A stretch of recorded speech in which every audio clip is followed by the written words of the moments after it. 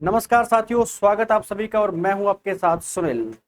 तो आइए एक बार फिर से हम शुरुआत करते हैं। और हमारा जो चैप्टर चल रहा था पॉलिटी में, वो चल रहा था गवर्नर ऑफ स्टेट। राज्यों के जो राज्यपाल होते हैं ये कैसे बनते हैं, ये अपन डिस्कस कर रहे थे। ये जो हमारा क्वेश्चन है, इसमें अपन ने लगभग ये चीज पढ़ ली थी कि गवर्नर ऑफ जो स्टेट होता है, राज्यपाल की जो पोस्ट है, इसका वर्णन कौन से आर्टिकल में किया गया है।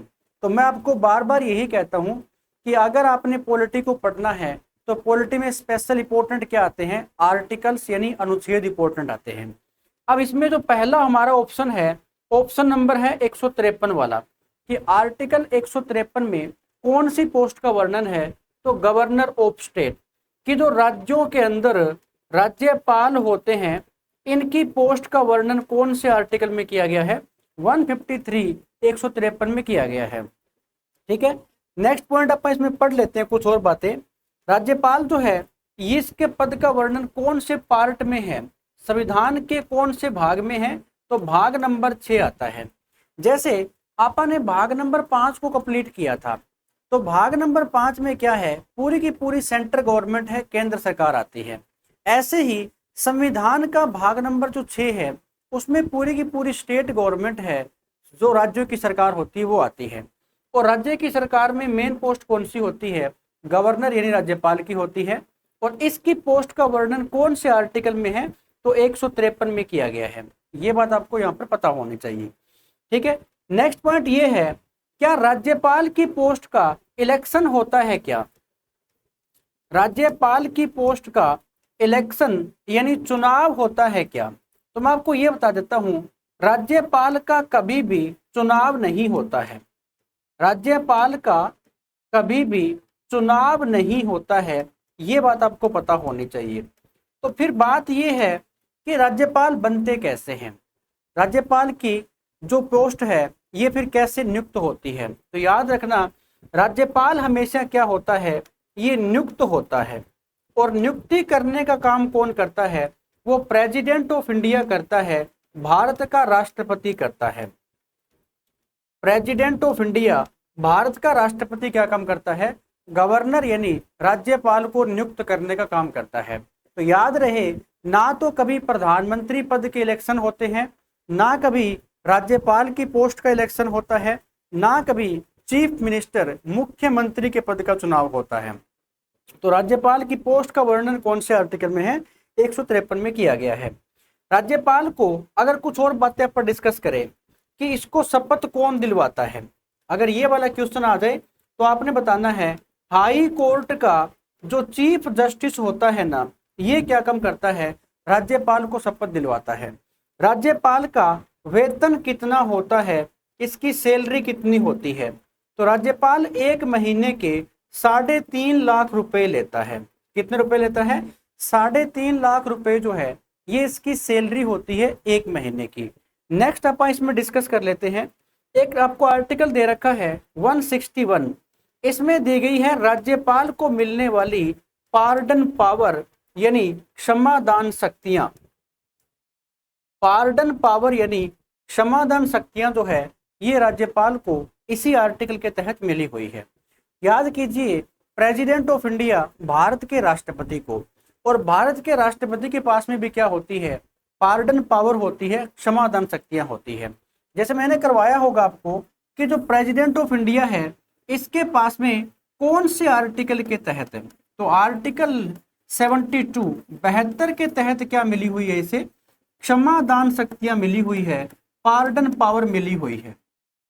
क्षमादान शक्तियां यानी पार्डन पावर जो है ना, ये इस व्यक्ति को यहाँ पर मिली हुई है, प्रेसिडेंट ऑफ इंडिया को।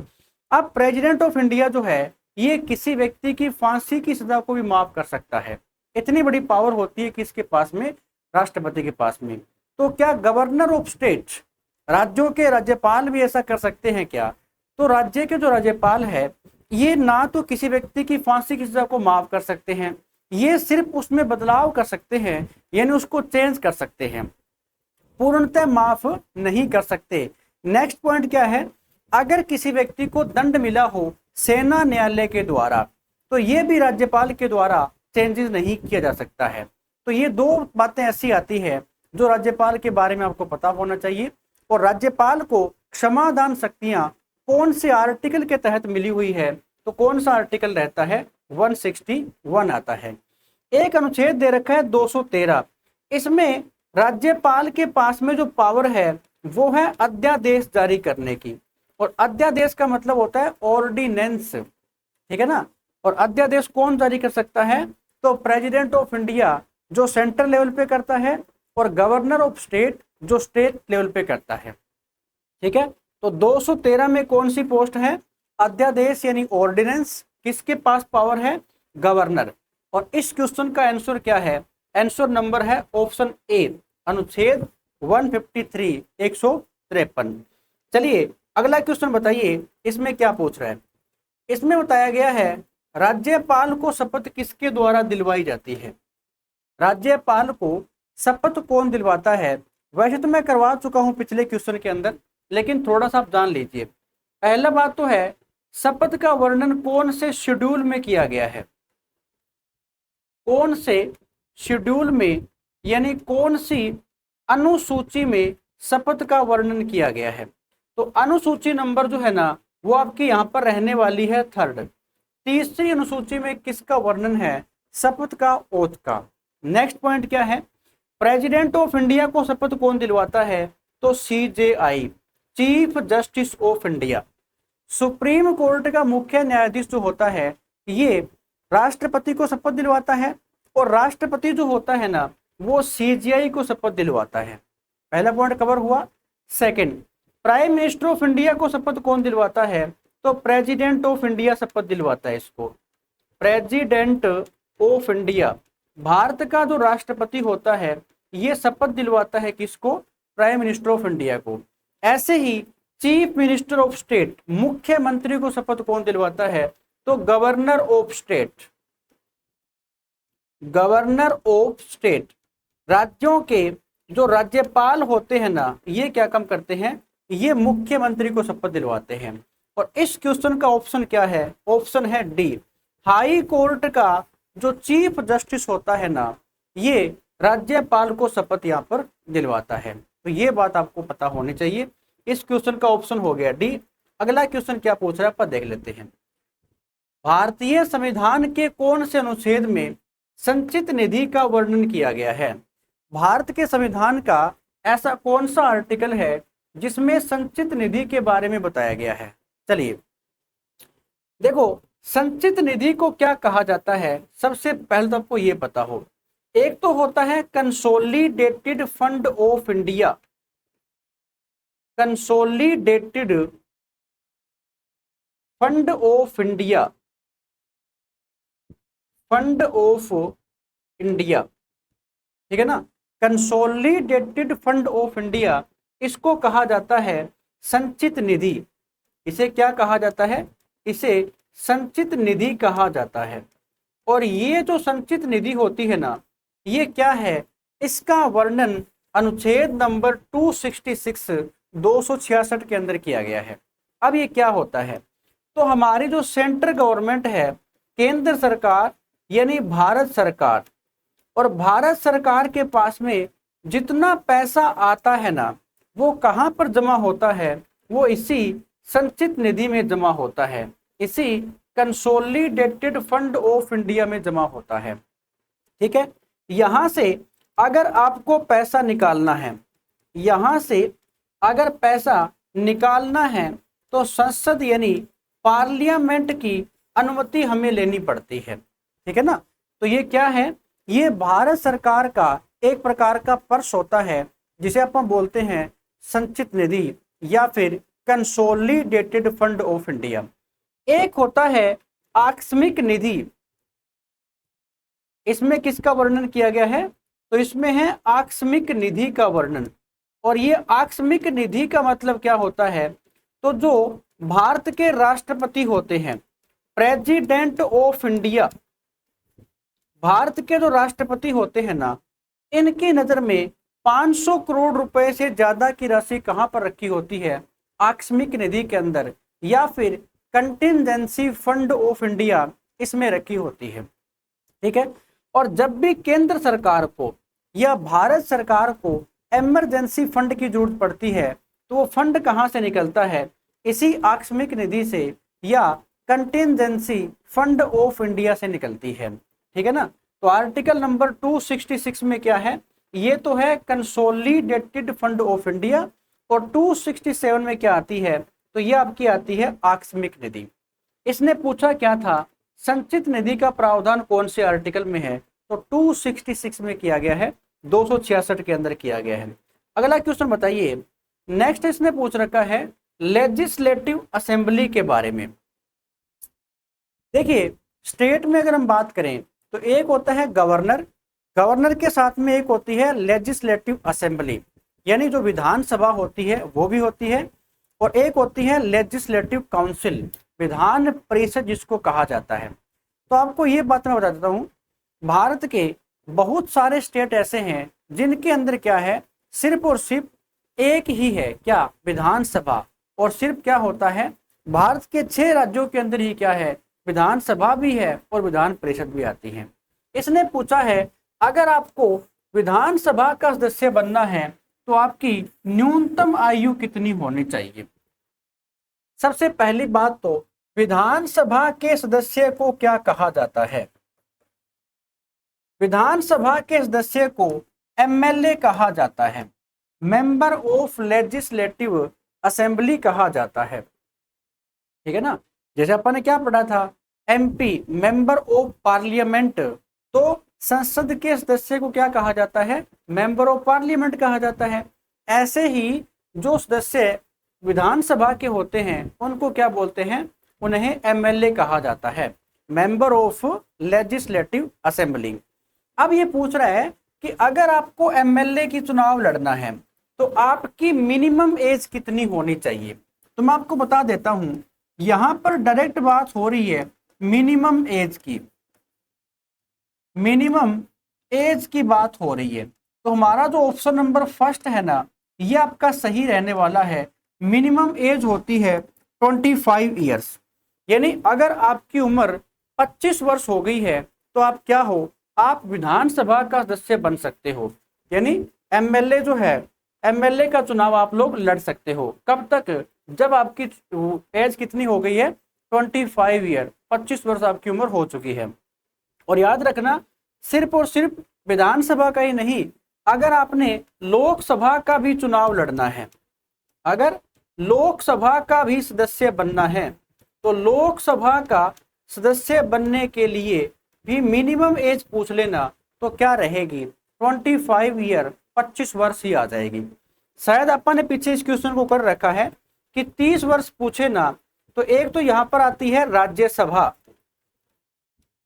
एक तो यहां पर है राज्यसभा, और राज्यसभा के साथ में क्या होती है, अगर किसी भी स्टेट में विधान परिषद है, अगर किसी भी स्टेट में विधान परिषद है ना, तो ये अगर सदस्य बनना है, आपको राज्यसभा का सदस्य बनना है, आपको विधान परिषद का मेंबर बनना है, तो मिनिमम एज कितनी होनी चाहिए, 30 ईयर्स, 30 वर्ष आपकी उम्र होनी चाहिए। ऐसे ही अगर आपने होना है प्रेसिडेंट ऑफ इंडिया, अगर आपने प्रेसिडेंट ऑफ इंडिया, राष्ट्रपति बनना है, अगर आपने वाइस प्रेसिडेंट बनना है, वाइस प्रेसिडेंट, और अगर आपने गवर्नर ऑफ स्टेट बनना है, आपने गवर्नर ऑफ स्टेट बनना है, तो आपकी मिनिमम एज कितनी होनी चाहिए, आपकी मिनिमम एज 35 ईयर होनी चाहिए। हो गया ना यहाँ पर। तो इसने पूछा था विधानसभा का सदस्य बनने के लिए न्यूनतम आयु कितनी होनी चाहिए, तो न्यूनतम आयु 25 वर्ष होनी चाहिए। या फिर लोकसभा का सदस्य बनने के लिए पूछे तो भी आप क्या बताओगे, 25 वर्ष ही उम्र होती है। हो जाएगा। तो इसका ऑप्शन क्या है, ऑप्शन नंबर हमारा ए है, 25 ईयर, यानी 25 वर्ष हो जाएगी उम्र। और एक बात और भी है, अगर ये भी क्वेश्चन आ जाए कि चीफ मिनिस्टर बनने के लिए, मुख्यमंत्री या फिर प्राइम मिनिस्टर ऑफ इंडिया, ये भी पूछ सकता है कि प्राइम मिनिस्टर ऑफ इंडिया बनने के लिए मिनिमम एज कितनी है, तो 25। ऐसे ही चीफ मिनिस्टर ऑफ स्टेट बनने के लिए मिनिमम एज कितनी होती है, तो 25 वर्ष होती है। हो जाएगा। चलिए फिर अगला क्वेश्चन क्या कह रहा है, आप देख लेते हैं। इसमें पूछा गया है विधानसभा की अधिकतम सीट हो सकती है। देखिए, लेजिस्लेटिव असेंबली के बारे में जब भी क्वेश्चन आ जाए तो हो सकता है कि यहां से आपको क्वेश्चन जरूर मिले। किनसे? सीटों से। ये कई बार ऐसे पूछ लेता है कि कौन सा स्टेट ऐसा है जहां पर सीटें ज्यादा है, या फिर ऐसे पूछ लेगा कि कौन सा स्टेट ऐसा है जहां पर राज्यसभा की सीट ज्यादा है, या फिर ऐसे पूछता है लोकसभा की अधिकतम सीट कितनी हो सकती है, राज्यसभा की कितनी हो सकती है। ऐसे ही ये आपके सामने पूछ रहा है विधानसभा की अधिकतम सीट कितनी हो सकती है। तो देखिए, विधानसभा के बारे में आपको दो बातें पता होनी चाहिए। एक तो होती है इसके अंदर मिनिमम सीट, मिनिमम सीट्स, ठीक है ना। मिनिमम सीट कितनी होनी चाहिए, तो वो तो होनी चाहिए यहां पर 60। अगर किसी भी स्टेट के अंदर विधानसभा का चुनाव करवाना है तो मिनिमम सीट कितनी पूछ रहा है यहां पर? ओनली कितनी हो? 60। लेकिन क्या कोई ऐसा स्टेट है जिसमें सीटें 60 से भी कम हो, जिसमें सीटें 60 से भी कम हो? तो वो कौन से स्टेट हैं? जैसे एक इंडिया का स्टेट है सिक्किम, ठीक है। एक स्टेट है गोवा, और गोवा और जो मिजोरम है इन दोनों के अंदर इक्वल सीट है। कितनी है? तो 40 सीट आती है। यानी 40 सीट ही तो कहां पर है? गोवा में है, और 40 ही कहां पर है? मिजोरम के अंदर है। सिक्किम के अंदर कितनी है? तो 32 सीट आती है। और एक यूटी है जिसका नाम है पुदुचेरी, और पुदुचेरी के अंदर जो सीटें हैं ना वो कितनी है? तो वो 30 है, 30 सीटें आती है।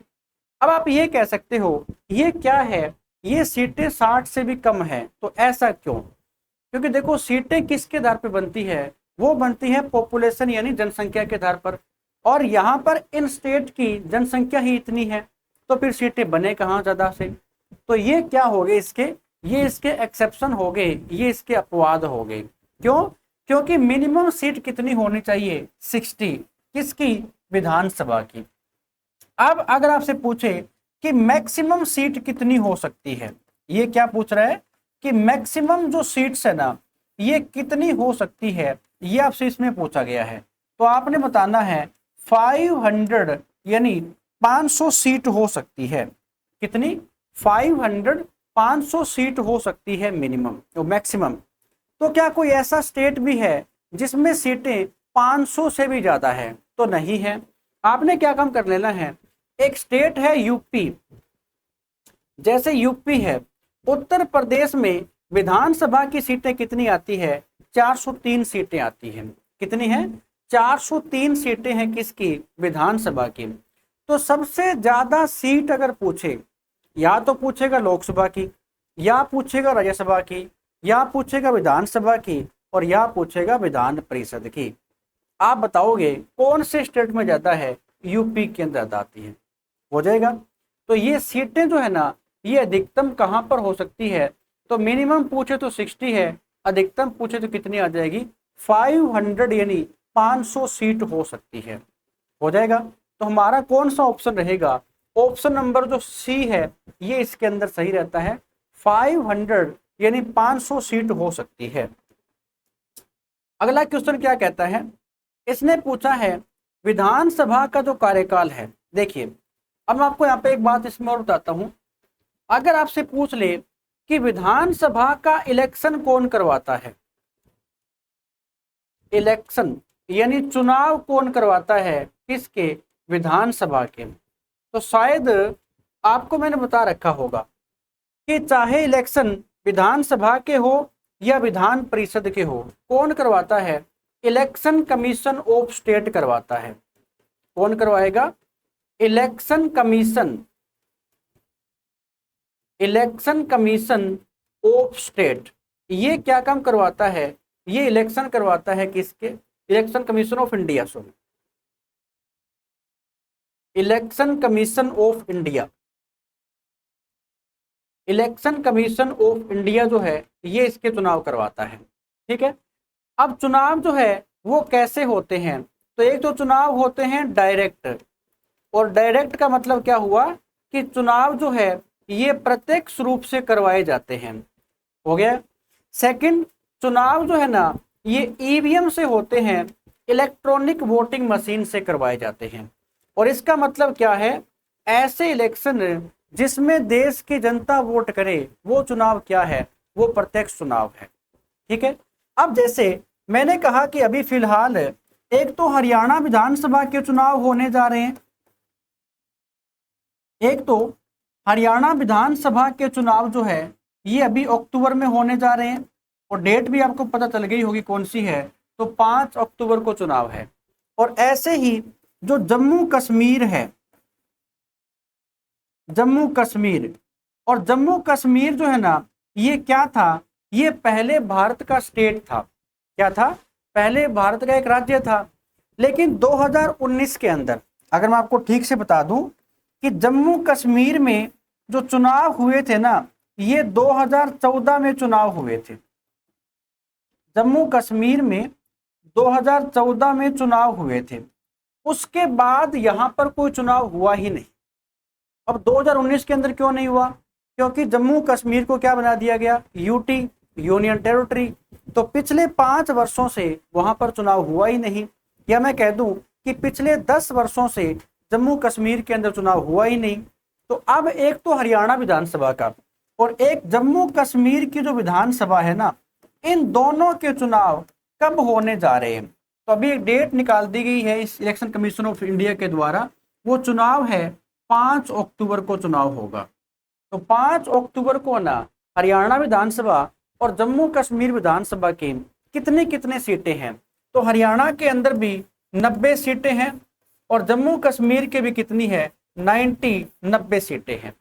और रूल क्या है, जिस पार्टी की गवर्नमेंट बनेगी, अब गवर्नमेंट कैसे बनेगी, यानी विधानसभा में जिस पार्टी के पास क्लियर मेजोरिटी है, स्पष्ट बहुमत है, उसकी गवर्नमेंट बन जाएगी। और स्पष्ट बहुमत का मतलब 90 में से सरकार बनाने के लिए आपको कितनी सीट चाहिए, 46 सीट चाहिए। और जिस पार्टी के पास क्लियर मेजोरिटी आ जाएगी उसकी क्या बन जाती है, उसकी गवर्नमेंट बन जाती है, उसकी सरकार बन जाती है। और उसी सरकार से फिर क्या बनते हैं, चीफ मिनिस्टर बनते हैं, मुख्यमंत्री बनते हैं। और उसी सरकार से जो अन्य मिनिस्टर होते हैं फिर वो बनते हैं। ठीक है ना। तो आपको ये बात यहाँ पर पता होनी चाहिए कि कौन से स्टेट का चुनाव कौन करवाता है, तो इलेक्शन कमीशन ऑफ इंडिया करवाता है। ठीक है। चुनाव कैसे होता है, तो डायरेक्ट होता है। और चुनाव किससे होता है, ईवीएम से होता है, इलेक्ट्रॉनिक वोटिंग मशीन से होता है। चलिए फिर अगला क्वेश्चन क्या कहता है आप देख लेते हैं। इसने पूछा है विधानसभा का टेन्योर कितना होता है, विधानसभा का जो कार्यकाल है ये कितना होता है। देखिए वैसे तो आप कह सकते हैं इसका कार्यकाल होता है 5 वर्ष, लेकिन याद रहे विधानसभा को क्या कहा जाता है, इसे निम्न सदन भी कहा जाता है। विधानसभा को निम्न सदन भी कहा गया था और विधानसभा को अस्थायी सदन भी कहा गया था। निम्न सदन और अस्थायी सदन भी कहा गया था। ऐसा क्यों, क्योंकि विधानसभा को ना कभी भी गवर्नर ऑफ स्टेट, जो राज्य के राज्यपाल होते हैं ना, ये विधानसभा को भंग कर सकते हैं, कभी भी कर सकते हैं। तो आप ये नहीं कह सकते कि कार्यकाल 5 वर्ष तक चलना कोई जरूरी है। जैसे अगर हम बात करें हरियाणा विधानसभा की, तो आपको पता होना चाहिए हरियाणा विधानसभा जो है इसका चुनाव हुआ था 2019 के अंदर। अभी तो होने जा रहा है वो अलग बात है कि जब 2019 में यहाँ पर चुनाव हुआ, 2019 में जब हरियाणा विधानसभा का चुनाव हुआ ना, तो किसी पार्टी को क्लियर मेजोरिटी आई ही नहीं, यानी स्पष्ट बहुमत आया ही नहीं। जैसे 90 सीटें थी, 90 में से जो बीजेपी पार्टी थी ना, इसे टोटल कितनी, तो 40 सीट मिली थी। एक पार्टी थी जेजेपी जिसको कितनी सीटें मिली थी, 10। तो इन दोनों ने मिलकर के क्या बनाई थी, हरियाणा में गवर्नमेंट बनाई थी, हरियाणा में सरकार बनाई थी। ठीक है ना। अब ये क्या है, ये एक गठबंधन है, ये एक अलायंस है, किसमें, हरियाणा के अंदर। तो अब कोई जरूरी थोड़ी ना है कि गठबंधन पूरे 5 वर्ष तक ही चलेगा। आपने देखा होगा पीछे मार्च महीने के अंदर ये जेजेपी ने बीजेपी से किनारा कर लिया था, यानी दोनों का जो गठबंधन था ना वो एक प्रकार से क्या हो गया था, टूट गया था। वो अलग बात है कि इनकी सरकार चलती रही, क्यों? क्योंकि इनके पास में इन्होंने बहुमत साबित कर दिया था, कहां पर? विधानसभा के अंदर। तो ये बात पता होनी चाहिए कि विधानसभा चाहे कोई भी स्टेट की हो, कोई जरूरी नहीं है कि ये 5 वर्ष तक चले। अब आप कह सकते हैं कि कार्यकाल कितना होता है, 5 वर्ष होता है। चलिए फिर अगला जो क्वेश्चन है इसमें पूछ रखा है विधान परिषद का जो गठन है ये कौन से आर्टिकल के तहत किया जाता है। तो इसमें आपका जो ऑप्शन नंबर फर्स्ट है ना ये आपका सही रहने वाला है। 169 169 जो है इसके अंदर बताया गया है क्या, विधान परिषद का गठन का मतलब एस्टैब्लिश होना। अब पहले सुनो कि विधान परिषद जो है ना इसे क्या बोलते हैं, इसे एक तो स्थायी सदन नहीं बोल सकते, इसे अगर किसी भी स्टेट के अंदर है तो इसे उच्च सदन कहा जाता है, इतना आप कह सकते हो। और विधान परिषद का जो सदस्य होता है इसे क्या कहा जाता है, तो विधान परिषद के सदस्य को MLC कहा जाता है। मैंने क्या कहा था, विधानसभा के सदस्य को क्या बोलते हैं, MLA कहते हैं, मेंबर ऑफ लेजिस्लेटिव असेंबली। और विधान परिषद के सदस्य को क्या बोलेंगे, MLC, member of legislative council कहा जाएगा। तो पहला पॉइंट तो आपको ये पता होना चाहिए। सेकंड, विधान परिषद जो है अगर किसी भी स्टेट के अंदर बनेगी तो उस राज्य की जो विधानसभा है ना, उस राज्य की जो विधानसभा है ये अपनी विधानसभा में 2/3 बहुमत से एक प्रस्ताव पारित करेगी। 2/3 बहुमत से क्या करेगी, एक प्रस्ताव को पारित करेगी और ये प्रस्ताव भेज देगी कहां पर, संसद यानी पार्लियामेंट के पास में। और फिर पार्लियामेंट जो है ना इस प्रस्ताव को पारित कर देती है। तो इस प्रकार से उस स्टेट में विधान परिषद को बनाया भी जा सकता है और विधान परिषद को हटाया भी जा सकता है। तो कौन सा आर्टिकल है, आर्टिकल 169 169 यहां पर रहने वाला है। चलिए फिर अगला क्वेश्चन क्या कहता है अपन देख लेते हैं। इसने कह रखा है कि जो विधान परिषद है ना ये भारत के कुल कितने स्टेट्स के अंदर आती है। मैंने क्या कहा था कि देखिए जिस प्रकार से हमारी संसद होती है ना, पार्लियामेंट है, इस संसद के 2 सदन है, एक तो है लोकसभा, एक तो होती है लोकसभा और दूसरा कौन सी होती है, तो वो होती है राज्यसभा। लोकसभा और राज्यसभा ये 2 क्या है, ये संसद के सदन होते हैं। ऐसे ही जो राज्य का विधान मंडल होता है इसे क्या बोलते हैं, राज्य विधान मंडल कहा जाता है, राज्य विधान मंडल। और इसके भी क्या होते हैं, इसके भी 2 सदन होते हैं। कौन कौन से होते हैं, इसमें एक तो होती है विधानसभा, एक इसमें होती है विधानसभा और एक इसमें होती है विधान परिषद, विधानसभा और विधान परिषद। लेकिन ये जो यहाँ पर विधान परिषद है ना ये भारत के कितने राज्यों के अंदर है, तो ये ओनली ऑन भारत के 6 राज्यों के अंदर ही आती है। मैंने क्या कहा कि देखिए भारत के अंदर अभी प्रेजेंट टाइम में कुल कितने स्टेट है, तो 28 स्टेट होते हैं। अभी कुल कितने स्टेट हैं, तो 28 स्टेट हैं, 28 राज्य हैं। तो फिर सभी राज्यों के अंदर विधान परिषद है क्या, तो नहीं है। तो कितने के अंदर है, ओनली 6 स्टेट, 6 राज्यों के अंदर आता है। तो हमारा कौन सा ऑप्शन सही हो जाएगा, ऑप्शन नंबर जो हमारा बी है ना ये सही है। देखिए एक टाइम था कि जम्मू कश्मीर जब भारत का स्टेट था तो जम्मू कश्मीर के अंदर भी क्या थी, विधान परिषद थी। तो अब जब जम्मू कश्मीर क्या है, यूटी है, तो वहां पर तो है नहीं। तो फिर कौन से 6 राज्यों के अंदर है, तो इसमें ना एक नाम ऐसे लिखा जाता है KUMBA और T, यहां से बनता है कर्नाटक, कर्नाटक। यहां से बनता है उत्तर प्रदेश, उत्तर प्रदेश यानी यूपी। यहां से बनता है महाराष्ट्र, महाराष्ट्र। बी से बनता है बिहार, बिहार। ए से बनता है आंध्र प्रदेश, ए से क्या बनता है, आंध्र प्रदेश बनता है।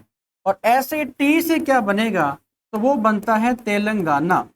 क्या बनता है, तेलंगाना बनता है। तो ये क्या है, ये भारत के 6 राज्य है जहां पर विधान परिषद है। अब आप कहोगे बाकियों के अंदर क्यों नहीं है, तो ऐसा कोई जरूरी नहीं है कि सभी राज्यों के अंदर विधान परिषद हो सकता है कि जिस स्टेट में विधान परिषद की जरूरत नहीं है तो वहां पर नहीं बनाई जाएगी, और जहां पर जरूरत हो तो वहां पर बन सकती है।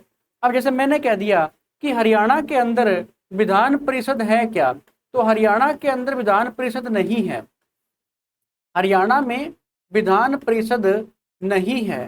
तो अगर बनानी पड़ जाए तो क्या प्रोसेस होगी, तो विधान परिषद बनाने के लिए हरियाणा विधानसभा को एक प्रस्ताव पारित करना होगा 2/3 बहुमत से, और फिर वो प्रस्ताव कहां पर जाएगा, पार्लियामेंट यानी हमारी संसद के पास जाएगा, और संसद क्या काम करेगी, उसे विशेष बहुमत से, साधारण बहुमत से पारित कर देगी, और फिर हरियाणा के अंदर क्या बन जाएगा, विधान परिषद को बनाया जा सकता है। ठीक है ना।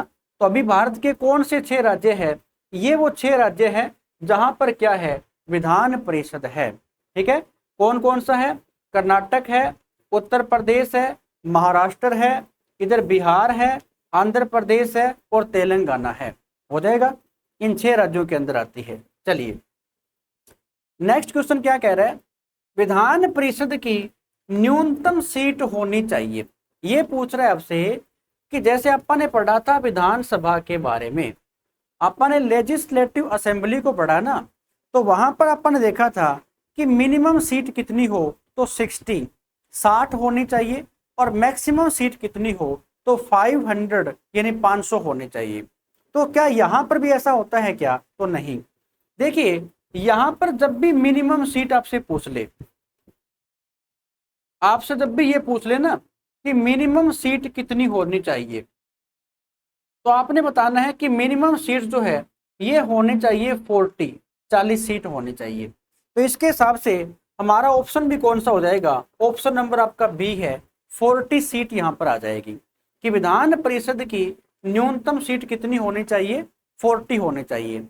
लेकिन अगर आपसे ये पूछ ले कि फिर मैक्सिमम सीट कितनी होनी चाहिए, मैक्सिमम जो सीट है ना ये कितनी होनी चाहिए, अगर ये वाली बात आपसे पूछे तो ये पता है क्या होता है, जिस राज्य के अंदर विधानसभा होती है,